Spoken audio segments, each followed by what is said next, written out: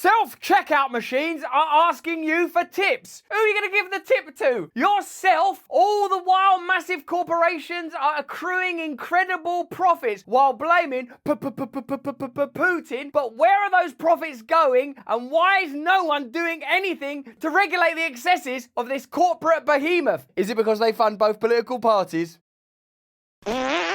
Hello there, you 6.4 million awakening wonders. Thanks for joining me on this voyage to truth and freedom. Turn on the notification bell right now and subscribe to this channel so we can give you this content every single day. We make it for you so that we can form this movement, so we can grow together, so we can fuse together the political and the spiritual, bringing in activism right at the last minute and creating new systems together. And by God, we're going to need to, because in this cost of living crisis where you cannot afford fuel, where you cannot afford food, where it's clear that many of our systems are in steep decline, some of the most powerful organizations in the world are registering their largest profits in history. Self-checkout machines now are asking you for tips. Who are you meant to give the tip to if you did the work? Let's have a look at the mainstream news. This morning, a growing number of shoppers are reaching their tipping point. Some companies have been implementing a tipping option at self-checkout lines, even when the customer has minimal to no interaction with an employee. We are told that we're in a cost of living crisis because of Putin or because of Brexit or because of whatever, but a significant contributor to this cost of living crisis is wealth and revenue is being extracted from ordinary people, and that means basically everyone from the dirt poor to the ordinarily wealthy. Your wealth is being extracted and is being deposited at the very top of a very, very tall pyramid. And I believe that this is part of that process. According to a Forbes 2023 digital tipping culture survey,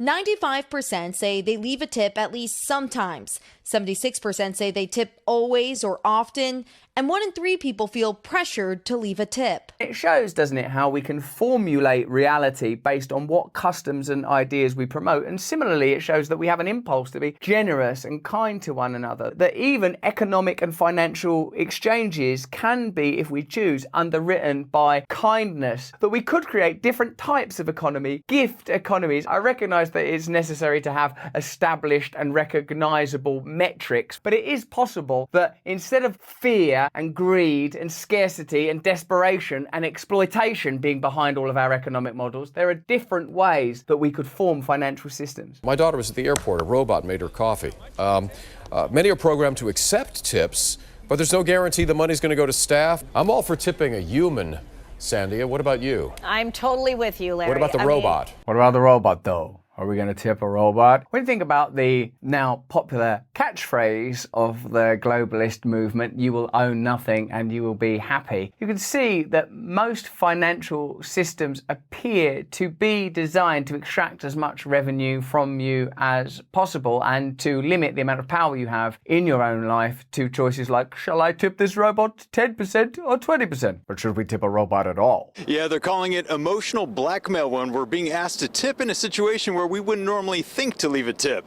It's extraordinary, isn't it, that we are trained to believe that the union movements are negative things, probably on these same news channels. You cannot have these unions making these unreasonable demands, but then you get little 10-year-old kids working in a McDonald's. Can you get the manager? Thank you. And machines asking you for a tip, all the while knowing that elsewhere in society, huge wealth is being accumulated. That is the area that needs to be addressed. We're not talking about ordinary people being taxed more. We're not talking about ordinary people paying tips to bloody machines. We're talking about powerful transnational organizations that avoid tax. That is the problem. And that narrative, I don't frequently see that narrative brought up on the mainstream media. At a time when inflation has already increased costs, many are wondering, where are their tips going? If after 2008, the people in institutions that were primarily responsible get away without consequences, isn't it clear that there's not enough financial regulation to control propriety when it comes to financial exchange? Let me know in the chat. And welcome back to The Factor Uncensored. I ask, have you lost your rabbit-ass minds? No, not you, the viewer, but some of the bastardized, busybody business owners out there. He's furious about this. It's not enough because of inflation. The price of food is high as a giraffe's, well, you know what I mean. Dick, let me know which part of a giraffe you think he's referring to. Who does this tip even go to? If there isn't a human serving us, that's the questions you should be asking.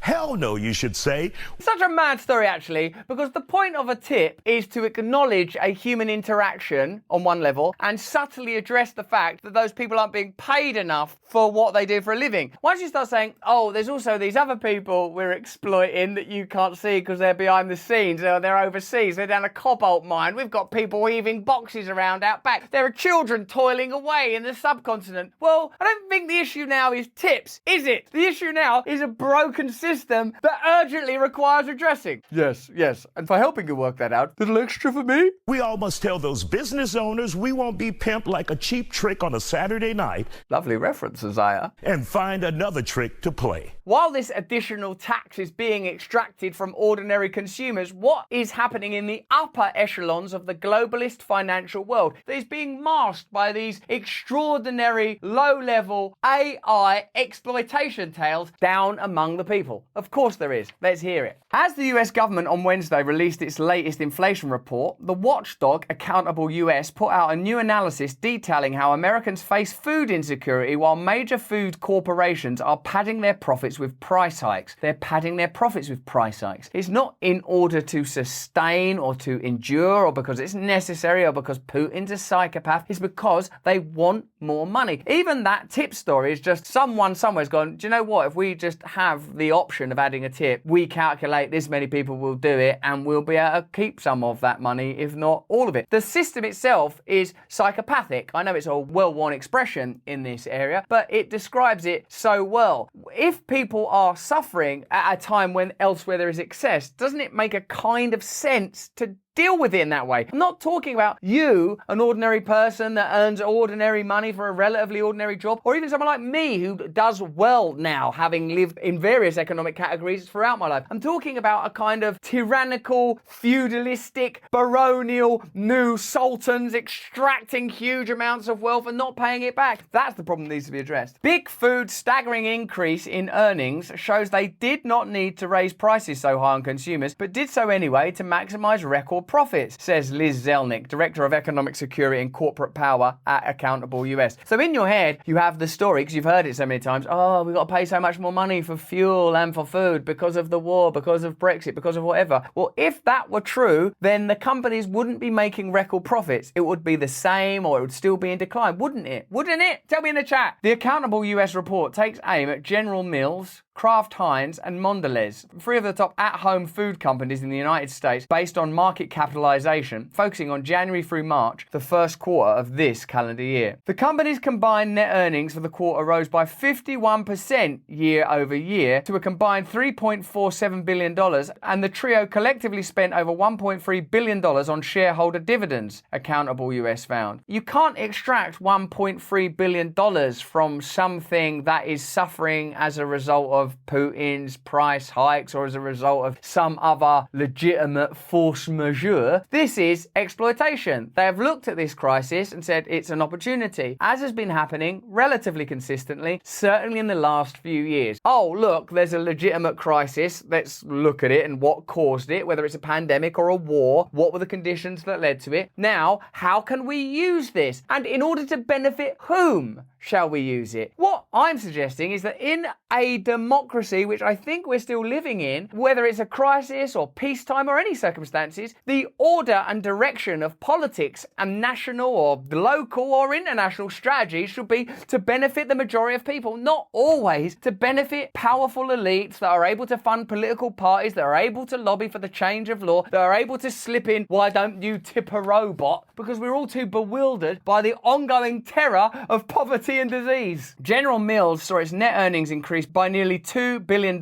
year on year for the first 9 months of financial year 2023, as the company spent over $2.16 billion on its shareholders through a combination of dividends and stock buybacks. It's a weird, mad game. That stock buybacks, you buy them back, you artificially inflate the price of the stocks. I mean, these are things that are just normal. They're not illegal. But when you're dealing with crises, when it comes to resources and energy, which an extraordinary number of people are now, let me know how you've been affected in this cost of living crisis in the chat below. below and give us a thumbs up and share this video around, why don't you? At a time like that, extracting dividends of this nature seems at odds with the nature of the challenge that we're being told about on the mainstream news. The report also emphasizes recent admissions from economists that corporate greed is driving inflation, which progressive organizations and experts have been stressing for months in response to the Fed's interest rate hikes. So it's corporate greed that's driving it, not Putin. Putin and Russia's criminal war are plainly bad, particularly bad for Ukrainian people who are suffering on behalf of all of us and this system. But inflation is being driven, it says here, by corporate greed, i.e. if they were less greedy, inflation would go down, regardless of what happens with Putin, Russia, et al. Paul Donovan, chief economist at UBS Global Wealth Management, said, businesses are betting that consumers will go along because they know about supply bottlenecks and higher energy prices. We don't see all reality. We see the reality that our senses can appreciate and the information that the news media gives us. If we're continually told there are bottlenecks, it's happened because this or this or this, it's very difficult to comprehend that the financial news that these companies are extracting record profits, somehow we don't detect that. Somehow that's not as vivid and visceral and as affecting as there's a war in Russia, it's because of this. That's why the information we're trying to give you is this information. It seems to me important that accountable US are revealing that corporate greed is driving inflation. And when you add to it a rather fun and somewhat silly but also pernicious story like you're being asked to tip nothing, you're being asked to tip literally the system. Give me a bit more money than you deserve, even though we're already charging you more money than we should because we've made record profits and we've extracted all of the jobs from this sector by sacking people who could be doing this job. Oh, there you go then. Fuck you. They are confident that they can convince consumers that it isn't their fault and it won't damage their brand, Mr. Donovan said. It's our kindness, it's our sweetness, it's our innocence. We have to close our hearts to love. We have to shut ourselves off from the fact that we're actually quite nice people. It's the world that makes you skeptical and cynical. 1 year ago, as price hikes were becoming a major national concern, the world's third richest man touted his newspaper columnist asserting that corporate profits were not a driving force behind inflation, blaming temporary COVID-19 pandemic aid instead. They're always telling you that it's something else, not them, aren't they? They're always saying, oh, it's this war, we can't do anything about that. That war, is that driving profits elsewhere? Is that creating the ability to regulate and control the narrative and distract people from domestic problems? Are food companies making a profit? If they are, then the problem cannot solely be scarcity. That profit should be eliminated to keep the cost down. Are energy companies making profit? Are energy companies being subsidized? That is an economic system that has stitched into it wealth redistribution. Your wealth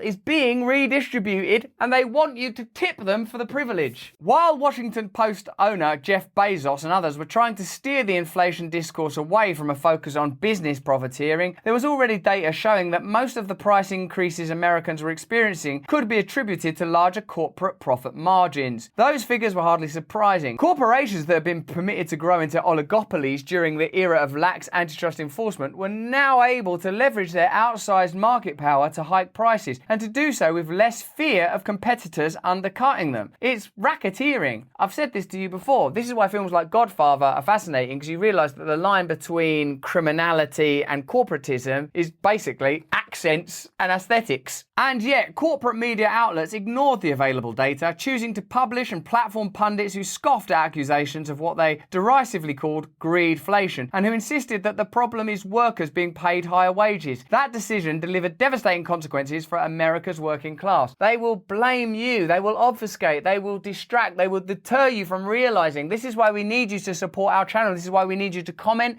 turn on the notification bell, subscribe, and share this information where possible. We are trying our best to highlight information that is empowering and revealing, to tell you the stories of where power really is. As with the WMD lies used to justify the deadly Iraq war and financial deregulation triumphalism leading to the 2008 financial crisis and bank bailouts, the fake media narrative about inflation became conventional wisdom. Now, this is a less sexy story than aspects of the pandemic and even aspects of the war, but similarly, we're given a version of reality that prevents us from assessing our situation correctly. Why Why is there inflation? Oh, it's because of that war and because it's difficult trade. You're deluged with that continually. Visceral information that keeps you in a fight or flight state. So you can't sort of calmly go, wait a minute, if we were starting now, today, wouldn't we say that we should have collectivized, localized, democratic systems that best reflect our nature and our evolution? For hundreds of thousands of years, didn't we live in groups of about 50 people where we understood what our resources were and pursued them? Is it possible to consider the values of such a system without going, oh, what, do you want to go and live in a cave again? Do you want to give up medicine and technology? It's not binary, like everything else these days. The fake media narrative about inflation became conventional wisdom, was echoed by lawmakers and justified specific policies. So not only that, they tell you that lie, then they legislate around that lie so it becomes truth now. In this case, the narrative provided government officials justification to cut off pandemic aid, block new spending, abandon any push for a minimum wage increase. Yeah, but you could just tip people. They don't need a minimum wage. Just tip them. Chipper. Thank you so much. I've got 5 little robots to raise at home. And raise interest rates with the express goal of driving down workers' wages. Oh my God, tipping the machine further empowers a system that will lead to less jobs for ordinary, but it's brilliant. It's so evil that in the end you just have to stand there and ejaculate in appreciation of their wickedness. The results, a sharp increase in the number of Americans who can't afford to pay their bills and now mass layoffs amid a slowing economy. Directing blame for inflation away from corporations and toward government spending that temporarily boosted the working class was lucrative for the world's wealthiest like Bezos and for the giant companies that belong to corporate lobbying groups like the US Chamber of Commerce. The discourse manipulation helped stall momentum for anti-price gouging legislation, higher taxes on the wealthy, and an excessive corporate profits tax. The propaganda also provided a justification for companies to keep jacking up prices as the government inflicted economic pain on workers and families. 2008 crash, who suffers? The banks that caused it or you? You. Pandemic, who suffers? The pharmaceutical industry or you? You. The cost of living crisis, who suffers? Great big companies that make food and make energy or you? You. Are you beginning to spot a pattern? Let me know in the comments. It's a bit mystifying that there are still some who are surprised that corporations and their executives left to their own devices engage in unscrupulous and sometimes deadly behavior. Coca-Cola killed trade unionists in Latin America. General Motors built vehicles known to catch fire in collisions. Tobacco companies hid the cancer-causing properties of their products for decades. The catalogue of the ethical and moral crimes of corporations is impressive. These ethical and moral failings of Boeing, Coca-Cola, General Motors and many others are the norm, not the exception, because that is the mindset. The mindset is profit at all costs. It's the system that has to change. Now, this is where finally some good news happens.